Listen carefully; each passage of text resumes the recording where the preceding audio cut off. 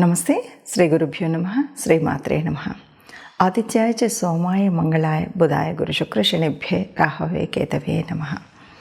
శ్రీమాత శ్రీ మహారాజ్ఞి శ్రీమత్ సింహాసనేశ్వరి చిదగ్నికుండ సంభూత దేవకార్య సముద్యత ఉద్యద్భాను సహస్రాభ చతుర్భావ సమన్విత రాగస్వరూపాషాఢ్య క్రోధాకారాంకుశోజ్వల శ్రీమాత్రే నమ. గోచార ఫలితాలు మనం చెప్పుకునేటప్పుడు నిజానికి దినఫలాలు చెప్పుకుంటాం, పక్షఫలాలు చెప్పుకుంటాం, వార ఫలాలు చెప్పుకుంటాం, పక్షఫలాలు చెప్పుకుంటూ ఉంటాం. ఇలా మనం ఎందుకు చెప్పుకుంటున్నాం? మరి ఆ ఒక్క రోజులో అంత మార్పు ఉంటుందా అంటే, ఆ ఒక్క రోజుకు గాను ఏదైనా గ్రహాల యొక్క యుతి, దృష్టి, వీటి యొక్క ప్రభావం వల్ల మన మీద ఎలా ఉంటుంది అని చెప్పుకోవడం కోసం చెప్పుకునేటువంటిది. ఇవన్నీ మనం ఎందుకు చెప్పుకుంటున్నామంటే, ఉద్యోగ వ్యాపారాదులందు కానీ, లేదు మన యొక్క అదృష్ట దురదృష్టాలు, ఒక ప్రయాణం వల్ల కానీ, కుజుడి మార్పు, అనుకోకుండా రవితో కలవడం, ఇలాంటప్పుడు వచ్చేటువంటి కొంత చెడు ప్రభావం మన మీద ఏదైనా ఉంటుందా, లేదు చాలా మంచి జరిగేప్పుడు మనం ఏదైనా కొత్త విషయాలను ప్రారంభించడానికి వీటి కోసం చేసుకునేటువంటి ముందు తెలుసుకునేటువంటిది, ముందు జాగ్రత్త తీసుకునేటువంటి ప్రయత్నమే ఈ ప్రయత్నం. ఇట్లా మార్చి నెలలో మరి మార్చి 2024 గాను 1వ తారీఖు నుండి 15వ తారీఖు వరకు ఉండేటువంటి గ్రహస్థితి ఎలా ఉంది అని చెప్పుకుంటే, ముఖ్యంగా చెప్పుకోవాలి అంటే ఈ గ్రహస్థితి మీ నెలలో ఇప్పటి వరకు ఏ గ్రహం లేదు, కానీ 7వ తారీఖు నుండి బుధుడు వచ్చి చేరుతాడు. ఎవరున్నారు ఇప్పటి వరకు మీ నెలలో అంటే రాహు ఉన్నాడు. రాహుతో బుధుడు చేరుతున్నాడు కాబట్టి వచ్చేటువంటి పరిణామాల వల్ల కొంచెం ఆర్థికంగా వీటిలలో మనం ఏ రకమైనటువంటి ఎలా ఉండాలి అనేది తెలుసుకోవడం కోసమే.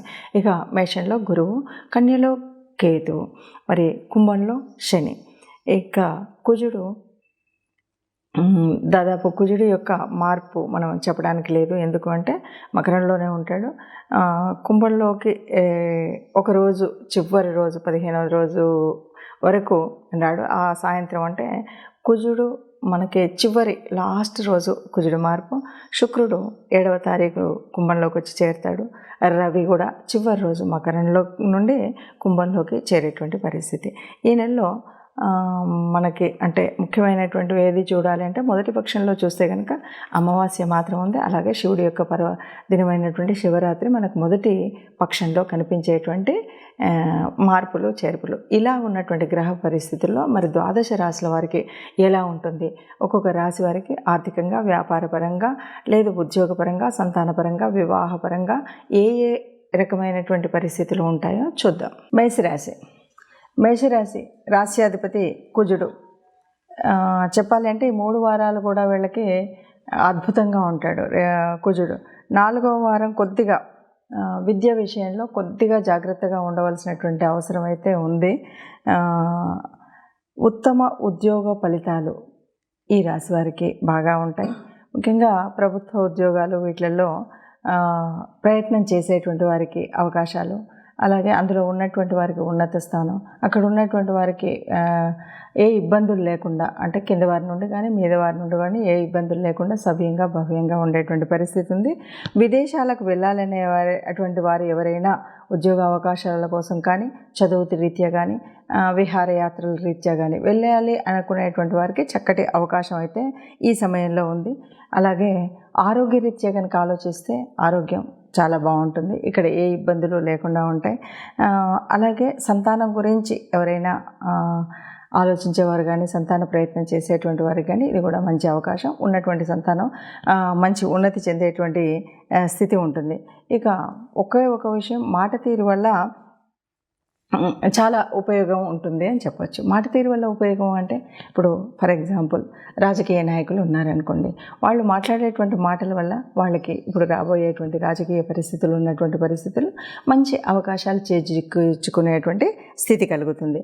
ఇక అదేవిధంగా కళాకారులు ఎవరైనా ఉంటే కళాకారులకి చాలా బాగుంటుంది, ఉన్నతంగా కనిపిస్తుంది. క్రీడాకారులకు కూడా చాలా బాగుంటుంది. అలాగే వైద్య వృత్తిలో ఉన్నటువంటి వారికి అందరికీ బాగుంటుంది. అంటే మొత్తంగా చూస్తే మేషరాశి వారికి ఉద్యోగ, వ్యాపార, సంతాన, వివాహ అన్ని విషయాల్లో కూడా ఈ మాసం అయితే బాగుంటుంది అని చెప్పొచ్చు. దాదాపుగా ఆరోగ్య పరిస్థితి కూడా బాగుంటుంది కాబట్టి మేషరాశి వారికి ఈ మాసం అంతా కూడా బాగుంటుంది. అయితే చిన్న చిన్న మార్పుల వల్ల చిన్న చిన్న దోషాలు మనకు కనిపిస్తున్నాయి కాబట్టి వీటి గ్రహరీత్యా మనం చేసుకోవాల్సినటువంటి పరిహారాలు చేసుకుంటే సరిపోతుంది. చూశారు కదా, మరి ఇప్పటి వరకు ఉన్నటువంటి గ్రహస్థితి ఇలా ఉంది కాబట్టి మరి మనం ఇలా ఉన్నటువంటి గ్రహస్థితిలో ఏదైనా పరిహారాలు చేసుకోవాలి అంటే ఏం చేయాలి దీనివల్ల? ఎందుకంటే దాదాపుగా మనం చెప్పాలి అంటే ఒక మాట చెప్పొచ్చు, ఎప్పుడూ కూడా ఈ గ్రహాల యొక్క ప్రభావం మన మీద ఎలా ఉంటుంది అంటే సహజంగా మన పూర్వపుణ్య ఫలితంగానే ఈ గ్రహాల యొక్క పరిస్థితి అంటే గోచారరీత్యా మారుతున్న జన్మజాతకంలో ఉన్నటువంటి గ్రహాలు కానీ ఇప్పుడు మనకు అంటే ఏళ్ళనాటి శని, అర్ధాష్టమ శని, ఇవన్నీ అష్టమ శని ఇవన్నీ కనిపిస్తూ ఉంటాయి కదా. ఇవన్నీ ఎందుకు ఉంటాయి ఏమిటి అంటే ముఖ్యంగా మనకు మన యొక్క కర్మఫలం వల్ల. ఇప్పుడు మరి ఈ మాసంలో ఈ ఉన్నటువంటి ఫలితాలు ఈ ప్రభావం నుండి ఎలా తట్టుకోవాలంటే ముఖ్యంగా మనం చేయవలసినటువంటి పరిహారాలు ఏవైనా ఉన్నాయా అంటే అన్నింటికీ మించినటువంటి పరిహారం ఒక్కటి నిత్య దేవత ఆరాధన మరవకుండా చేయడం. ఇక రెండవది మనకున్నటువంటి రాహు, కేతు ఈ రెండు గ్రహాలు కూడా కొంత ఇబ్బందిని కలిగించేటువంటివి. వాటితో వచ్చినటువంటి ముఖ్యంగా మనకు రాహుతో బుధుడు కలవడం వల్ల వచ్చినటువంటి పరిస్థితి ఏమిటి అంటే బుధుడు అంటేనే మన యొక్క తెలివితేటలను ఎక్కడ ఎప్పుడు ఉపయోగించాలి అని ఆ ఉపయోగించే విధంగా మనకు మార్గదర్శనం అవుతుంది. అలాంటప్పుడు కొద్దిగా తీసుకునే నిర్ణయంలో అటు ఇటు ఉన్నప్పుడు కొన్ని ఇబ్బందులు కలుగుతాయి. ఆ ఇబ్బందులు కలగకుండా ఉండాలి అంటే సక్రమమైన నిర్ణయం తీసుకోవాలంటే, ఎందుకంటే పెట్టుబడులు పెడతాం, ఈ పెట్టుబడులు కనుక సరిగ్గా పెట్టకపోయినట్టయితే తీవ్రమైనటువంటి ఆర్థిక నష్టం వచ్చేటువంటి పరిస్థితి ఉంటుంది. కాబట్టి అలా రాకుండా ఉండాలి అంటే తప్పనిసరిగా రాహు కేతువుల యొక్క, ఎందుకంటే బుధుడి యొక్క స్వక్షేత్రంలో కేతువు ఉన్నాడు, బుధుడు ఇప్పుడు ఎక్కడున్నాడో అక్కడ రాహు ఉన్నాడు.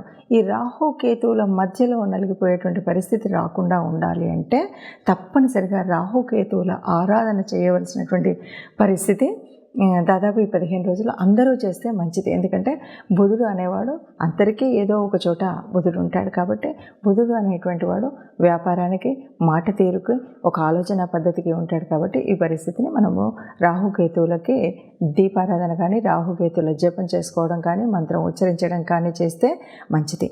అలాగే ఏళ్ళనాటి శని ప్రభావం పడుతున్నటువంటి రాశులు కొన్ని, అంటే శని ఇప్పుడు కొద్దిగా శనిగ్రహ ప్రభావం వల్ల ఇబ్బంది పడుతున్న వారందరూ కూడా శని గ్రహం దగ్గర శని మంత్రం చదవడం ఇలాంటివి చేయాలి.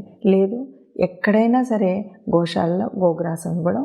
ముఖ్యంగా కార్మికులు ఎవరైనా ఉంటే వారికి ఏ రోజైనా ముఖ్యంగా శనివారం రోజు పిడికెడన్నం పెడితే మంచిది.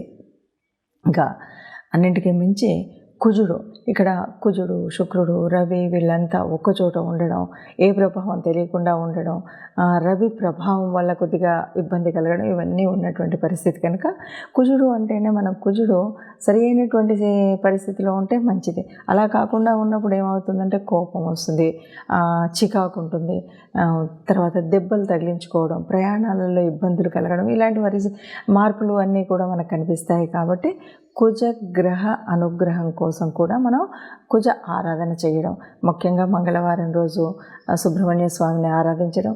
సమయం లేదు, వీలు లేదు, ఇంట్లోనే సుబ్రహ్మణ్య స్వామిని ఒక ఎర్రటి పూలు 2 పెట్టి ప్రార్థించడం. వీలైతే ఈ మాసంలో వీలైనప్పుడు కొంచెం కందిపప్పు లాంటిది ఎవరికైనా దానం చేయడం ఇలాంటివి చేస్తే గనక కుజగ్రహం ఉన్నటువంటి ప్రభావం వల్ల కానీ, శనిగ్రహ ప్రభావం వల్ల కానీ వచ్చేటువంటి ఏదైతే దుష్పరిణామాలు ఉన్నాయో అవి రాకుండా ఉంటాయి. అలాగే మనకి రాహుకేతువుల యొక్క పూజా విధానాన్ని చేసుకున్నట్టయితే ఈ ఇబ్బందులు ఏవి ఉండకుండా ఉంటాయి. ఏది ఏమైనా సరే ఈ